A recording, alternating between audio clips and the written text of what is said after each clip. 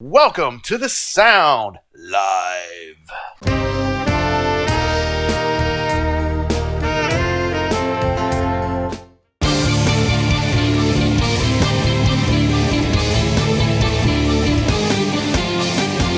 I have a special guest today, Kyle Walz. Kyle is a singer, a songwriter, and a guitarist. Kyle has a brand new album he's releasing on YouTube called Blood Candy. Why don't you tell us a little bit about your music and your album? Sure, yeah. At the end of 2019, I was looking through some new music that I had, and I thought, hey, I think I'll do the cool kid thing and put out an EP. And as I started to record, I realized that I had a few more songs than just for an EP. So that was a lot of fun to put that together. And as 2019 ended, I thought, I'm just going to put out a song a month in 2020, starting in February. And, I had enough songs, 11 songs. So that gave me about a year before the real release. So that was a lot of fun to put that out there. I did win some recording time in Nashville. So that was cool. I got to do guitar for 3 songs. I recorded vocals for 3 songs, but used like 1.5 because I didn't like how one turned out. Sure. But I got all that recording audio and got to produce, and master all at home. So that was cool to get all that put together. Always good times when you get a project like that done, you know? Yeah, I do apologize for the Indonesia time right here. Kyle, my friend here, is in a different time zone than me, and he also has a full-time job, so I have to work around that schedule. Yeah. We're gonna try to premiere the clips from this though at a good local Indonesian time for you guys. So my wife was watching my live streams, and she said, "Honey, you know, the peacock thing, you're overdoing it a little bit." so I think proud. So I think this stream is going to look a little bit better, a little bit more pleasing to the eye. She was just like, A few years ago, it seemed like all the cool kids with jazz degrees from school, they were telling everybody online, if you don't know Snarky Puppy, you shouldn't be listening to music, and trying to say all these things to get people to notice this. Here is a live performance of the song Lingus. And this became very viral because the keyboard player, his name is Corey something, I'm horrible with names. The keyboard player is doing a solo. And for musicians that love to listen to improvising, music fans that love that jazz jam atmosphere, you can really get into this guy's solo and think about what he's doing musically. You can see his expression where he's playing and he's like, oh, this is dope. This is really working. And this is really fun to capture some of that live energy on video, and then you can watch it. And this is such a well shot piece of footage, from the different camera angles and things. I think you'll really like this, and you have a really good musical ear. So I'm excited to hear what you think of this guy's solo and this whole piece of music. Cool. I am excited. I haven't had a chance, or haven't made the time rather, to dive into Snarky Puppy. It was recommended to me by Rashad Rollins, bass player for the Hot Minute. Shout out Rashad. Really good friend of mine. We played a bunch of times, playing some funk here in the Portland area, and nice. he has a high respect for Snarky Puppy, and specifically the bass player from Snarky Puppy. So, are you ready, Kyle? Yes, let's do it. All right, so without further ado, Music Teacher reacts to Snarky Puppy Lingus. We like it here live at Kyle Walz's recommendation. Here we go!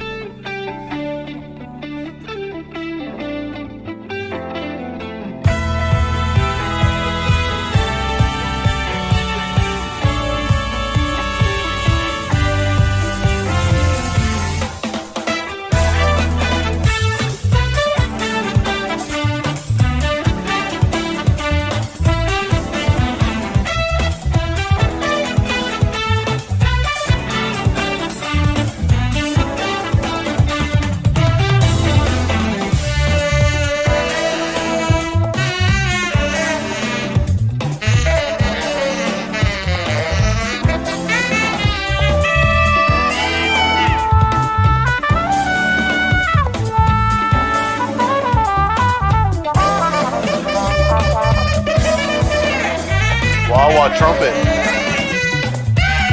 Yeah.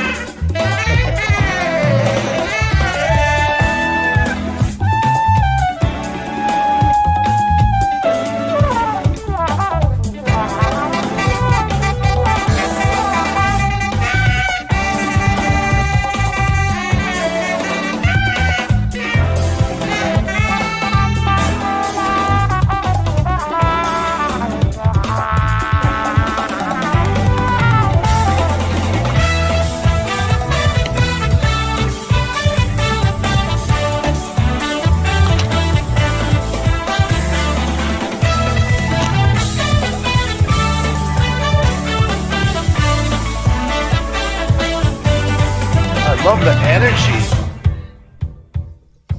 Oh yeah. They're so tight.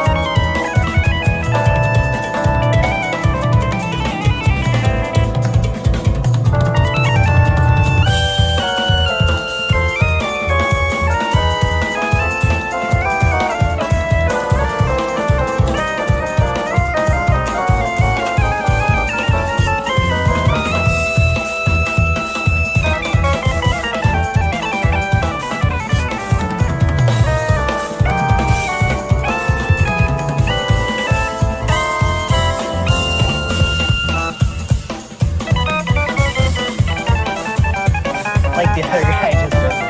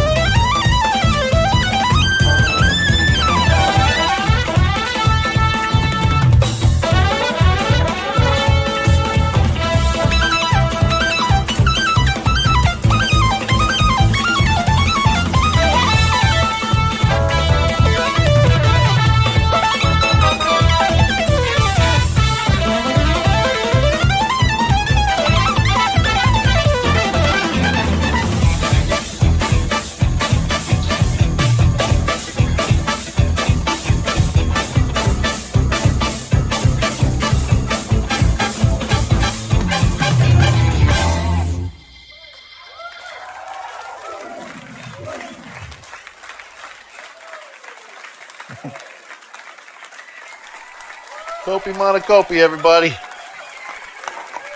That was pretty awesome.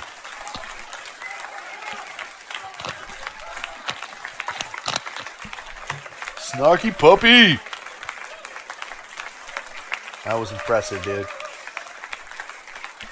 Yeah. Well, and like I was saying, the way that video captures that energy, that performance is just so cool. I don't know if you noticed this. If you don't know music, like if you don't play, often in a situation like that, you would have sheets up for music, at least chord changes or something. And pretty much nobody had sheets out. There are a couple music stands, and by couple, I mean like maybe 2 or 3. All the musicians, for the most part, except for maybe those couple, were looking at each other. I mean, yeah, that was something, pre-written, pre-arranged and stuff with, gaps left for different musicians to improvise. But that's really cool for something that in depth, and they're just in the zone, and that the rest of the show is going to be like that too. And to have those moments come up like that is so awesome, for the audience, for the performers, for us to get to see it on video. Yeah. Okay, well, here we go, guys. This is my first reaction to Snarky Puppy. Yeah. It drew a parallel in my mind to especially the keyboard player. And I mean, maybe it's just because this is my favorite keyboard player, but I felt like this was sort of like I'm a big fan of Dream Theater's keyboard player, Jordan Rudess, and I feel like Jordan Rudess adds that little bit of smidgen of jazz and old school piano where necessary to Dream Theater, and the phrasing is really, I think, what was, because his phrasing on the keyboard, but also I really also enjoyed the trumpet player solo. I really enjoyed the tenor saxophone solo. The trumpet solo, it sounded like it had a wah mute on it, but there was no mute. So it must have been some sort of a digital, either a wah-wah pedal or a envelope filter or something that he had in the signal. Yeah. For the saxophone solo, I heard like a slapback, almost like a 50s-ish kind of delay with like a very, very a reverb that was like a hall reverb, like a bright, like kind of shiny hall sound. It was great. And then that keyboard solo, man, the guy was just all over those synthesizer knobs as he was playing, like constantly tweaking the sound, and it was pretty epic. In my opinion, I feel like in the last minute or two, the keyboards might have been just a little bit too loud. Like when the whole band was going along with the keyboard player, and he was soloing in the cracks in between. Yeah, isn't that every keyboard player's problem in a band? Playing in a bands with keyboard players, they're always too loud. At some point. Look, I'm not trying to say anything bad. I'm just saying if I was the sound guy, for the last minute or two, I probably would have shaved 1 dB off of the lead keyboard. That's off. But I loved how the dynamic shaping of that song.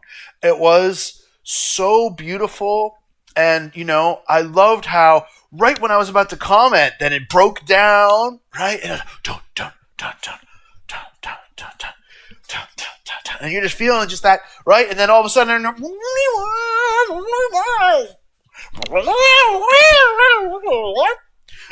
I love the phrasing. Like it was jazz phrasing with the synthesizer sounds, and so it comes across like really hip. You know what I mean? Because it's not just a piano, but he was playing like the solo like a piano player would have played it. You know what I mean? Like, right. I don't know. I really, really enjoyed that. And I felt like the drummer was really, really crucial in keeping that whole thing, because like, I swear to God, like I never heard one drum hit where there wasn't some other note happening at that precise exact moment. Not unlike Yeah. Not unlike Led Zeppelin when the levee breaks. Me and Jen were reacting to that. And I was saying how John Bonham played that straight beat for like ever, right? And then when it was time Yeah. for everything to change, you didn't hear one drum hit that wasn't exactly on time with a change or something. He was like totally directing it.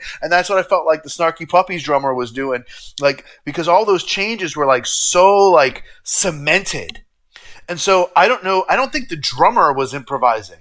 Now the trumpet player, the saxophone player, the keyboard player that played the solos, sure, but everybody else, they every single note was sculpted. I mean, it was so it was the best of both worlds. You know, it was arranged, right? So everybody had their part, but then at the same time, there was just enough flexibility in there to give it that wow. This is, you know, you can feel the vibe that lead player is riding when they're playing the solo. Like you were saying, the look on their face. I noticed the secondary keyboard player. He's like hanging his head. He's like, oh, dude, this guy's too good. Oh, shit. I mean, yeah, that's my favorite part when he looks away and then he just gets up and sits with the audience like, okay, I gotta sit back and watch this. and you know, when you're on other musicians and you're in a zone and sometimes they're just not looking at your face, but they're watching your fingers. You know, because it becomes, instead of having this conversation, it's like, I'm gonna watch you do this instead of just listen to you do this, you know. That stuff like that is always fun to me. Hey, here's something. A year ago or so, I was jamming with some friends. Right before, I think it was right before quarantine started. And see if you've heard of this. And watching this video made me think of it. Have you heard of vibing in a jazz musician context? Not like enjoying the music, vibing. This was something new to me, and as much as I'd heard, been around some jazz players and stuff, I was like, I'd never heard of someone vibing on someone, like meaning like, I don't like what you're doing, you know, and it's like, given the musician attitude or something. But the idea, because I'd always heard vibing in a context of, hey, I'm enjoying this, I'm in the groove, I'm picking up on what you're doing. But then I ran across something, like a video, obviously, talking about jazz players vibing on each other. You know, and it's like, oh yeah, they vibe and then hate on your solo. I was like, well, that's a new one for me. Totally. Have you ever heard of it in that context?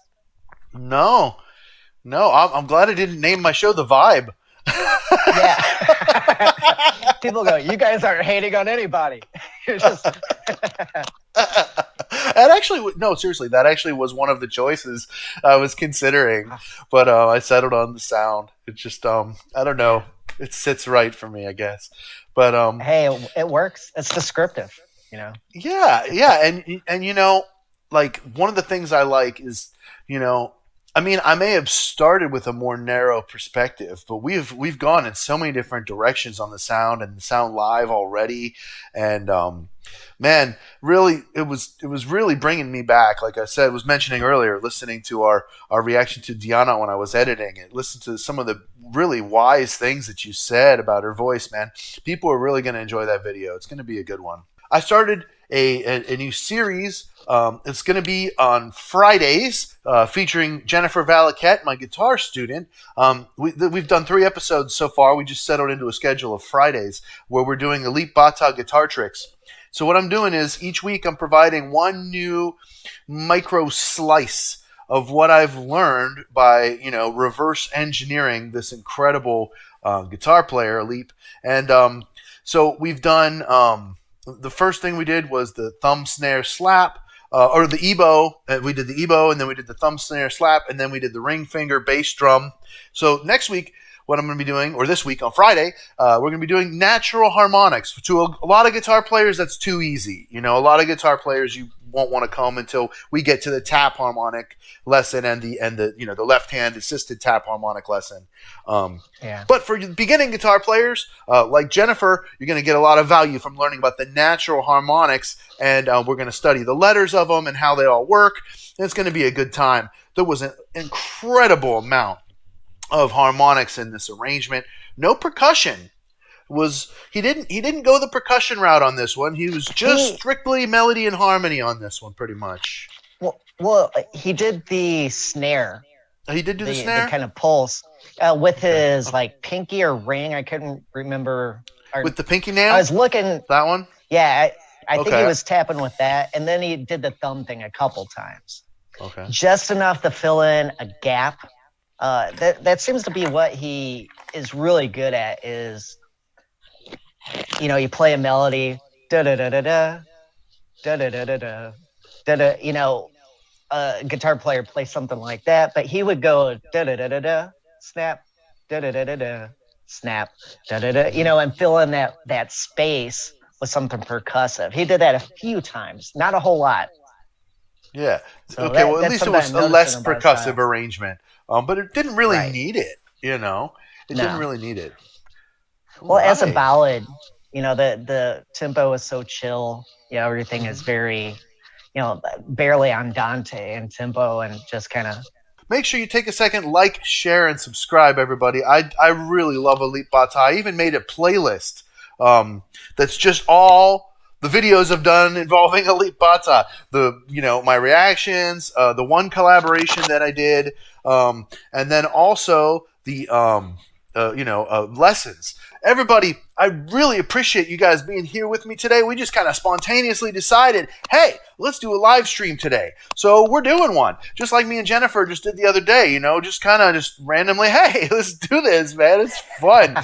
All these clips are going to be coming out on my channel and on Kyle's channel in the coming weeks. Just enough time for you to forget about them, and then you'll get to watch them again. Make sure you share, and subscribe, everybody. Check out Kyle's channel. He's got all kinds of great original music, an album, Blood Candy. This guy's great. Enjoy his music. Thanks. And absolutely check out my Patreon, patreon.com/Matthews Music Lesson Studio, where you can sign up and get extra pull with those requests for live streams, for covers, for collabs, for all that great stuff.